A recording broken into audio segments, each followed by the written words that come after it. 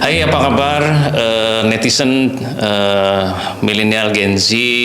Ketemu lagi di channel Environment Institute bersama saya Mahawan Karuniasa dalam podcast Lingkungan Enviro ya. Di video kali ini ngobrol-ngobrol lingkungan ya, tapi beda dengan yang lain, hari-hari yang lain, video-video yang lain. Kali ini OB namanya ya. OB itu mahasiswa lagi kuliah di ilmu lingkungan Universitas Indonesia. Nah, kita ingin dengar cerita asiknya kuliah, kenapa kuliah dan seterusnya ya. Akan kita tahu semuanya milenial Gen Z ini persoalan lingkungan, perubahan iklim, kemudian keanekaragaman hayati, banjir, macam-macam lah. Kita nanti dengar cerita asiknya kuliah, apalagi kuliahnya online nih ya. Oke, apa kabar OB? Sehat Pak Mahawan. Nama lengkapnya siapa sih, panggilannya OB ya? Iya Pak, nama lengkap tuh sebenarnya Muhammad Brilian Wijaksono Pak. Namanya Brilian, pasti keren itu namanya Brilian, namakan doa ya, jadi pasti keren ya. Oke, OB, apa namanya, ini milenial Gen Z itu pengen tahu nih ceritanya, kenapa dulu S1-nya Pak, jadi yang kuliah itu adalah kuliah S2 ya, Magister Sains Ilmu Lingkungan di Universitas Indonesia. Nah, dulu S1-nya apa tuh, OB? S1 ambil di Teknik Lingkungan juga, Pak. Oh, Teknik Lingkungan di mana tuh? Di UI juga? Di UI Yogyakarta, Pak. Oh, di Yogyakarta. Ya. Teknik lingkungan nih gitu ya. Bedanya loh, teknik lingkungan sama ilmu lingkungan. Nah, ini bagi milenial Gen Z yang pingin kuliah ilmu lingkungan, beda antara teknik lingkungan dan ilmu lingkungan. Oke, keren. Jadi apa namanya, asik ya melanjutkan dulu kuliah teknik lingkungan, lanjut ke apa namanya, ilmu lingkungan. Oke. Nah, tapi kenapa kok tertarik terus apa namanya, kuliah di ilmu lingkungan ini? Gimana ini, OB? Iya Pak. Iya. Jadi sebenarnya ini lumayan agak panjang. Ceritanya. Jadi kalau minatnya emang saya interest banget Pak dengan dunia lingkungan. Jadi apalagi S1-nya saja sudah teknik lingkungan ya. Jadi saya melihat di S1 kan emang saya fokus ke lingkungan itu khususnya di pengolahan limbah Pak. Oke, pengolahan limbah. Skripsi saya juga lebih ke pengolahan limbah. Skripsinya saja sudah urusan lingkungan, pengolahan limbah. Oke, terus jadi substitusi ya Pak. Iya, betul. Limbah menjadi sebuah produk. Nah, jadi saya melihat pada saat saya kuliah di S1 itu dunia lingkungan ini ternyata seksi banget gitu Pak. Betul. Banget. Jadi memang dunia lingkungan ini saya lihat ada banyak hal yang bisa kita eksplor. Ada banyak banget yang bisa kita eksplor. Makanya pas saya lulus, kebetulan saya langsung ke Maluku Utara waktu itu Pak. Habis lulus S1 ke Maluku Utara. Maluku Utara itu provinsi paling bahagia di Indonesia. Itu berdasarkan data indeks kebahagiaan 2021 tuh ya. Oke, terus ngapain aja di sana tuh? Nah, saya di Maluku Utara kebetulan saya kerja di tambang Pak. Di tambang, oke. Tambang nikel. Tambang nikel, oke. Tambang nikel untuk pabriknya nanti dia buat bahan baku untuk mobil listrik Pak. Betul, iya. Untuk baterai. Di sana ada tambang, oke. Kebetulan nama daerahnya Kepulauan Obi Pak, sama kayak nama saya. Oh, panggilannya kan OB di sana di Kepulauan OB. Kepulauan Obi, saya kerja di sana kurang lebih hampir 1 tahun saya standby di sana. Saya ngelihat ternyata masih banyak hal yang harus saya pelajaran nih Pak. Harus banyak hal yang ingin saya tahu nih tentang lingkungan. Betul. Akhirnya saya putuskan di sana kontrak, habis itu diminta untuk addendum perpanjangan. Akhirnya saya putuskan untuk tidak melanjutkan di sana. Dan emang ketika saya keluar izin ke bos itu bilang, Pak saya pengen lanjut S2.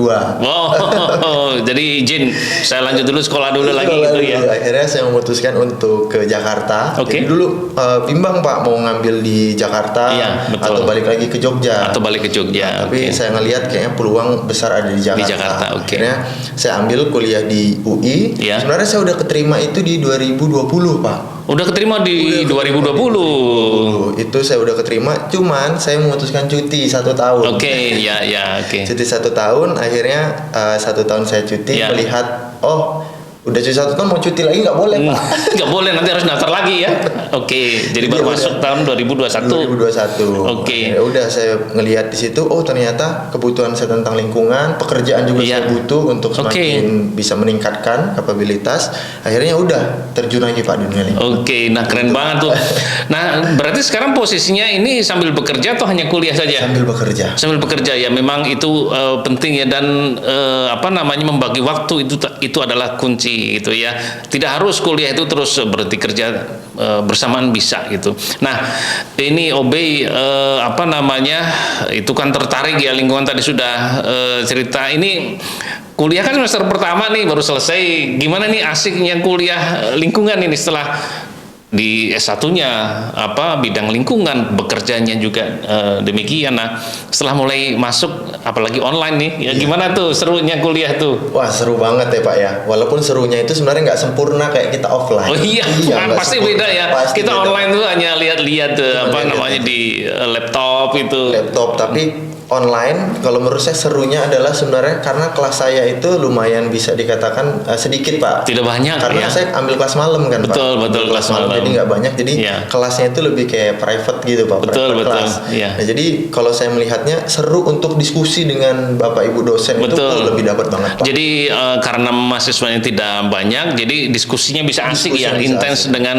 dosen gitu ya. Soalnya kalau sekarang tuh ngajar, kalau kayak saya ngajar tuh nggak pernah monolog kayak zaman dulu. Diskusi pasti sama mahasiswanya kan, karena mahasiswa sudah banyak, apalagi S2 sudah punya banyak cerita gitu ya. Oke, nah OB ini kan tadi kan cerita ya kuliah itu ya normalnya zaman dulu S1 ketemu teman-teman ngobrol nongkrong gitu. Nah, ini online nih gimana nih rasanya kuliah lingkungan online ini? Luar biasa Pak, tantangannya Pak ya. Betul, tantangannya itu karena boleh jadi kalau masih online terus, ini OB termasuk salah satu kelas yang mulai daftar online, kuliah online, ujian online, wisuda online, nggak ketemu dosennya. Ketemu dosennya, betul Pak. Oke, gimana tuh tantangan online tuh kemarin selama 1 semester kuliah? Nah, tantangan online sih Pak ya, bedanya dengan kita di kelas kayak biasanya. Iya, betul. Nah, itu tantangannya lebih kepada ini Pak sebenarnya ke apa namanya, kedekatan kita. Betul. Kedekatan kita. Namanya manusia kan manusia makhluk sosial ya. Iya, betul. Tidak bisa dibatasi oleh interface gitu ya. Jadi kedekatannya beda ya. Kedekatannya beda banget Betul, Pak. betul. Jadi kalau misalnya ketika kita offline gitu kan, kita sebenarnya bisa bangun ikatan emosional gitu Betul, Pak. Ketika betul. langsung, Ketemu orangnya, ketemu minimal orang. tinggi rendahnya tahu. Kalau ketemu online ini nggak kelihatan. Suka kaget ketemu aslinya, mukanya apal, tapi ketemunya gesturnya beda gitu ya. Dan itu bisa membawa chemistry berbeda dalam berhubungan dengan mahasiswa lain. Tapi pernah ketemu nggak selama kuliah semester 1 itu? Kalau sama Langsung ketemu sama teman-teman? Teman-teman Pak, kita ketemu. Kita pernah ketemu ya. Grade kita pernah di daerah Tebet. Oke, itu penting ya, memanage sendiri di situasi seperti ini selama memungkinkan dengan protokol kesehatan, bisa komunikasi dengan teman-teman ya, karena memang di dalam perkuliahan kadang-kadang harus mengikuti aturan kita. Selama kita harus online ya kita online, tapi mahasiswa bisa bertemu ya. Nah, asik. Oke, nah apa namanya, kuliah online punya tantangan itu ya. Dalam situasi seperti ini, momentum pandemi itu kan persoalan lingkungan juga gitu ya.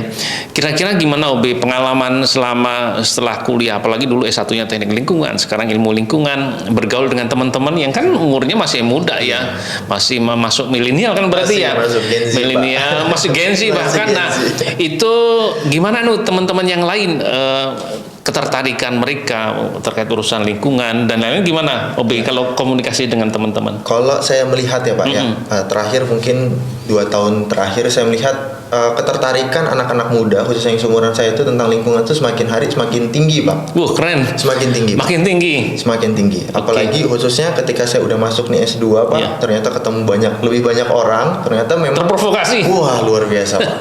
Luar biasa. Tapi kira-kira pernah nggak ngobrol lebih dalam? Kenapa sih mereka menjadi tertarik gitu ya terkait ingin belajar lingkungan, isu-isu lingkungan itu kenapa tuh anak-anak muda tuh? Kalau beberapa teman Pak yang pernah saya tanya, khususnya mereka yang mungkin di basic sebelumnya S1-nya bukan lingkungan, bukan ilmu lingkungan, atau dia orang sosial atau orang kelautan, itu rata-rata mereka melihat ternyata dunia lingkungan itu bisa multidisiplin Pak. Ternyata multidisiplin. Okay. Jadi mereka memutuskan itu yang menyebabkan mereka tertarik. Ternyata ilmu lingkungan itu nggak cuma sebuah ilmu yang hanya satu disiplin ilmu. Betul. Jadi ternyata kelautan bisa masuk, biologi bisa masuk, peternakan. Semuanya bisa masuk ya. Semua bisa Pak, ekonomi, sosial. Betul sekali. Oke, jadi begini, jadi anak-anak muda ternyata banyak yang tertarik atau juga concern ya, perhatian terhadap lingkungan karena salah satu hal, yaitu khawatir dengan masa depan, dengan kondisi itu ya. Sekarang yang bumi berbeda, alam berbeda, hutan semakin menipis, udara semakin kotor dan seterusnya. Itu menjadi salah satu penyebab kenapa tertarik. Tapi yang lebih penting belajar lingkungan itu, ini teman-temannya OB kan latar belakangnya macam-macam ya. Apa saja tuh latar belakang teman-teman di kelas itu? Ada yang ilmu pemerintahan. Ada ilmu pemerintahan, apalagi itu ada kelautan, ada biologi, ada pertanian. Semua latar belakang bisa. Latar belakang ilmu politik bisa menjadi ahli politik lingkungan, ahli latar belakangnya ekonomi bisa keluar jadi ahli ekonomi lingkungan. Arsitek keluar ilmu lingkungan bisa menjadi green arsitek gitu ya. Jadi semua latar belakang bisa, atau malah sebenarnya itu perlu untuk mempelajari lingkungan baik kampus, kuliah, ataupun seperti ini lewat podcast, konten-konten sosial media penting. Tapi satu yang perlu diperhatikan, menghindari fake news ya, kabar-kabar palsu. Jadi harus merujuk ke informasi yang akurat, yang valid gitu ya. Oke, OB. Nah selama ini itu kan tadi tentang anak-anak muda ya. Ternyata memang banyak yang tertarik ya. Dari dulu teman-teman lulus teknik lingkungan pasti bekerja di sana sini. Komunikasi seru lah isu lingkungannya. Nah kalau masyarakat secara umum nih, tetangga, saudara, kemudian juga kalau di jalan kehidupan dari informasi yang diperoleh, kondisi masyarakat kita bagaimana? Kira-kira hal apa yang diperlukan oleh masyarakat agar ya lebih sadar tentang lingkungan itu gimana, B? Pengalaman selama ini? Pengalaman yang saya dapat ya Pak ya, paling penting untuk masyarakat itu yang paling utama adalah edukasi Pak. Edukasi Pak. Ya, itu paling penting banget. Kenapa? Karena masyarakat kita itu kan secara nasional Pak, kita bicara secara nasional. Kalau kota-kota besar mungkin mereka mudah Pak. Betul.